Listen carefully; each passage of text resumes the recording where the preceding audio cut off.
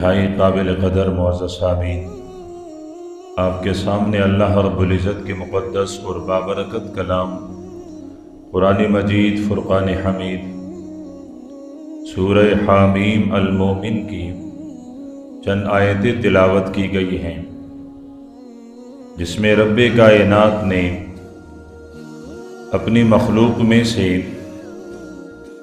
سب سے پاکیزہ ترین مخلوق فرشتوں کا ذکر فرمایا ہے، اور وہ فرشتے جو میرے اور آپ کے اور ہر مومن کے لیے، ہر ایمان رکھنے والے سرور دو عالم صلی اللہ علیہ وسلم کی امتی کے لیے استغفار کرتے ہیں، دعائیں دیتے ہیں، ان کا ذکر اور ان کا تذکرہ فرمایا ہے۔ فرشتوں کی مختلف جماعتیں ہیں، ان میں سے اللہ پاک کو سب سے زیادہ قریب وہ 4 مقرب فرشتے ہیں، ان کے بعد وہ فرشتے جنہوں نے اللہ پاک کے عرش کے پائے کو تھاما ہوا ہے، وہ اللہ پاک کے سب سے زیادہ قریب اور رب کے ہاں سب سے زیادہ قبولیت اور درجہ پانے والے فرشتے ہیں۔ ان کی دعائیں اللہ پاک نے ذکر فرمائی ہیں۔ اب انسان یا دعا مانگنے والا جتنا پاکیزہ ہو تو اللہ رب العزت ان کی دعائیں بھی اتنی جلد ہی قبول فرماتے ہیں۔ تو جب فرشتے دعا دیں، سننے والا اللہ پاک کی ذات جن کے لیے دعائیں دی جائے وہ محمد عربی صلی اللہ علیہ وسلم کی امت ہو، تو پھر دعا کے قبول نہ ہونے میں کیا تأمل ہو سکتا، دعا کے قبول ہونے میں کیا تأمل ہو سکتا ہے؟ پھر تو یقیناً وہ دعا رب کے دربار میں ضرور قبول ہو۔ اللہ کے پیارے پیغمبر نے اپنی زبان مبارک سے مختلف مقامات، مختلف اوقات میں فرشتوں کا ہمارے لیے دعائیں دینا ذکر فرمایا ہے۔ ان میں سے 1-2 بطور مثال عرض کر دوں کہ ہمارے لیے فرشتے کب اور کہاں دعائیں مانگتے ہیں۔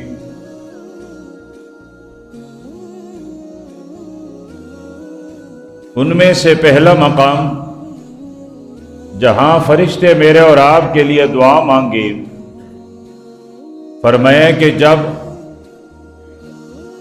نمازی نماز کا صف بنائیں، نماز کے صف میں وہ کھڑے ہو جائیں، اور صف بھی کوئی عام صف نہیں بلکہ پہلی صف ہو، نماز کے صف، اور پھر نماز کے صفوں میں بھی صف اول، تو فرمایا کہ فرشتے ان کے لیے دعائیں مانگتے ہیں۔ اللہ کے پیارے پیغمبر صلی اللہ علیہ وسلم نے ارشاد فرمایا، ان اللہ وملائکتہ یصلون علی الصف الاول، اللہ پاک اپنی رحمتیں نازل فرماتے ہیں کن پر؟ صف اول پر۔ اللہ پاک کے رحمتوں کا نزول سب سے زیادہ پہلے صف والوں پر ہوتا ہے۔ صحابہ کرام رضوان اللہ علیہ مجمعین کی حرص یہ ہوا کرتی تھی کہ ہم پہلے صف میں پہنچیں، اور اگر کوئی کم عمر صحابی پہلے صف تک پہنچتا اور بعد میں کوئی معمر صحابی تشریف لاتے، تو یہ صحابی جو کم عمر ہے اس معمر صحابی کے لیے صف میں جگہ نہیں چھوڑا کرتے تھے۔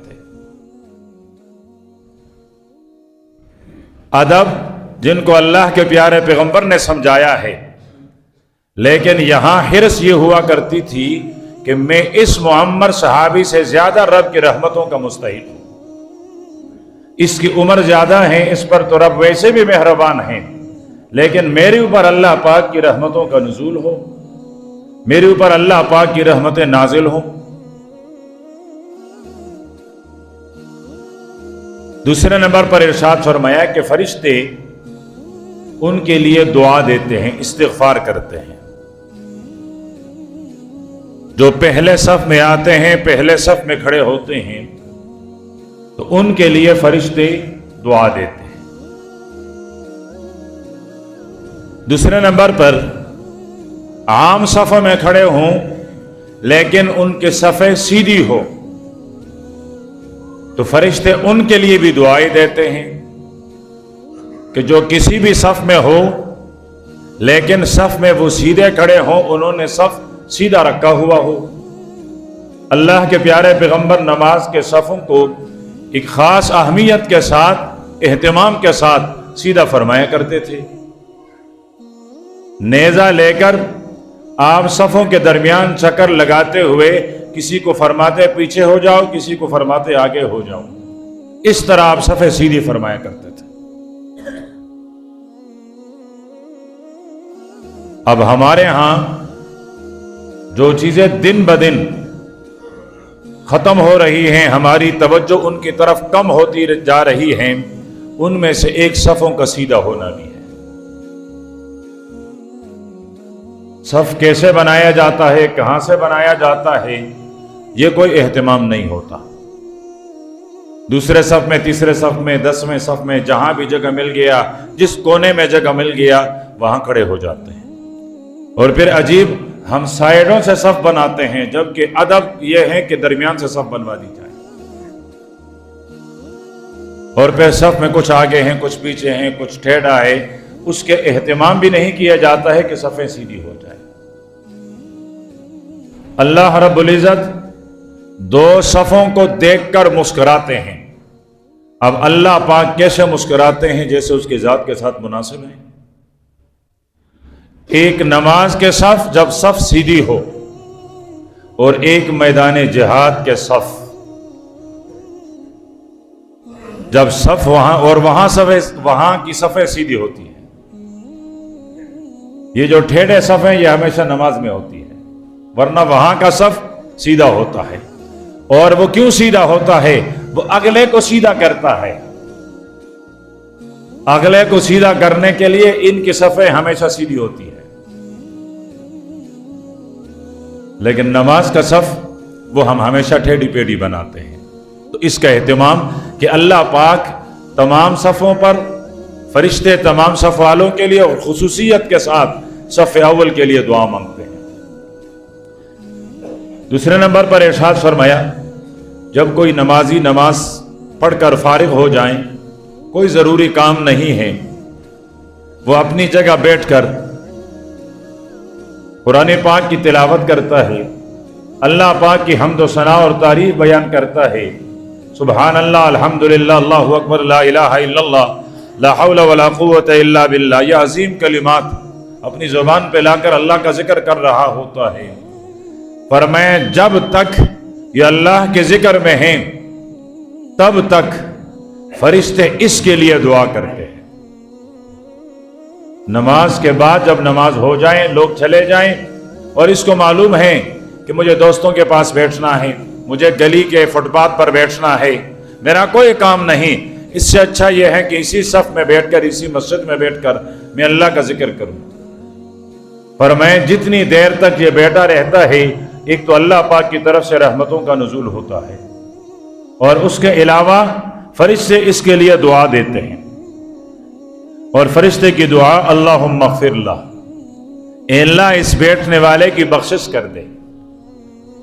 دعا فرشتہ مانگ رہا ہے، لا یعصون اللہ ما امرہم، کہ اس نے کبھی گناہ کیا ہی نہیں ہے، اتنا پاک ہے۔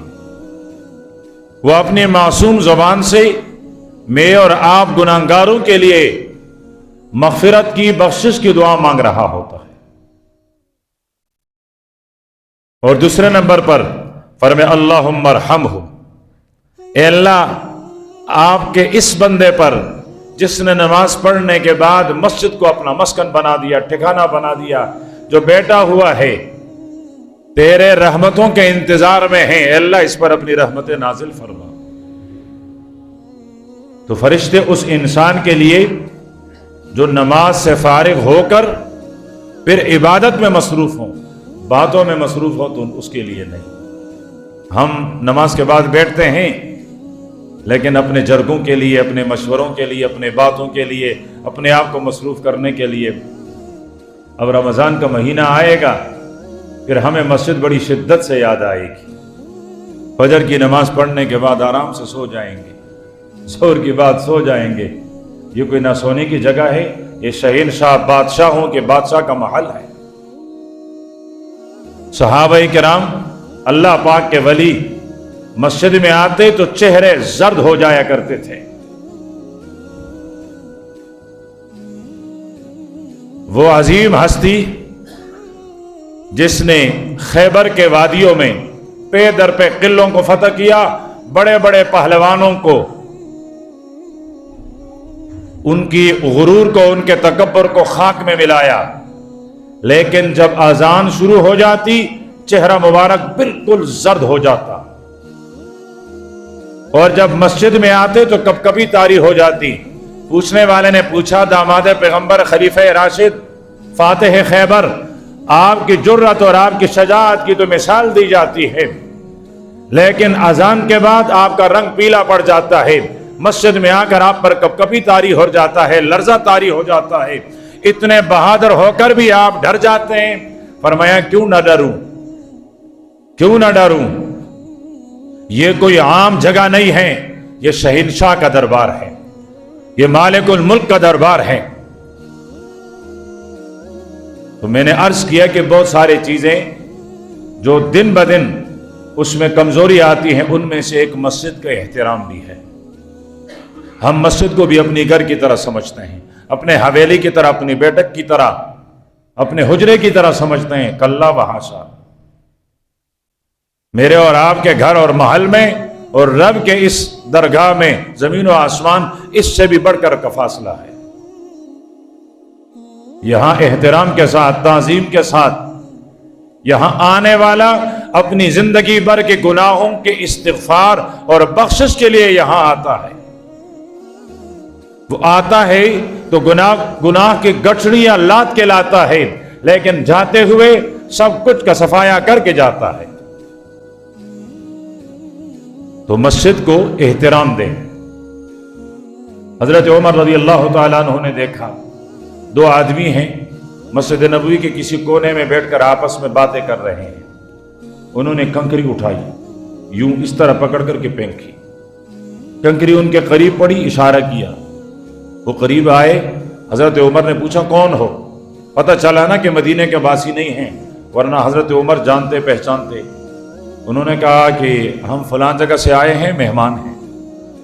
فرمایا اگر تم مہمان نہ ہوتے تو میں تمہارے ٹانگیں توڑ دیتا۔ ترفعان اصواتکما فی مسجد رسول اللہ، تم اللہ کے گھر میں پیارے پیغمبر کی مسجد میں باتیں کرتے ہوئے اپنی آواز اونچی کر دیتے ہو، اگر تم مہمان نہ ہوتے تو میں تمہیں زخمی کر لیتا، میں تمہیں سزا دیتا۔ مہمان ہیں اس لیے آج معاف، آئندہ مسجد میں بلند آواز سے، اونچی آواز سے باتیں نہ ہو۔ اور ہمارا تو یہاں فون بھی بج رہا ہوتا ہے، کچھ لوگ یہاں اقامت ہو رہی ہے فون اٹھا لیتے ہیں، جیسے سلام پہرا فون آیا فون اٹھا دیا۔ بھائی کسی گورنر کا فون ہے، کسی وزیر اعلیٰ کا ہے، کسی وزیر اعظم کا ہے، پھر آپ سے دنیا کا کون سا عظیم کام، کوئی ایمرجنسی کام وابستہ ہے جو تم نے دعا بھی نہیں کی، جو تم نے اقامت بھی نہیں سنی، دوڑتے ہوئے گئے؟ کس کا فون ہے یہ؟ کچھ تو احساس ہونا چاہیے، کس کے دربار میں ہوں، کہاں ہوں؟ ہونا تو یہ چاہیے گھر میں رکھ کر آئے، جو بھی کرے گا فون کرے گا۔ کون سی دنیا برباد ہو جائے گی، کون سی دنیا آپ کے ایک آدھے گھنٹے میں آباد ہو جائے گی؟ جو ہونا ہے وہ رب کا فیصلہ ہے، ہوتا رہے گا۔ سکون کے ساتھ، اطمینان کے ساتھ عبادت اور نماز ادا کر لیں۔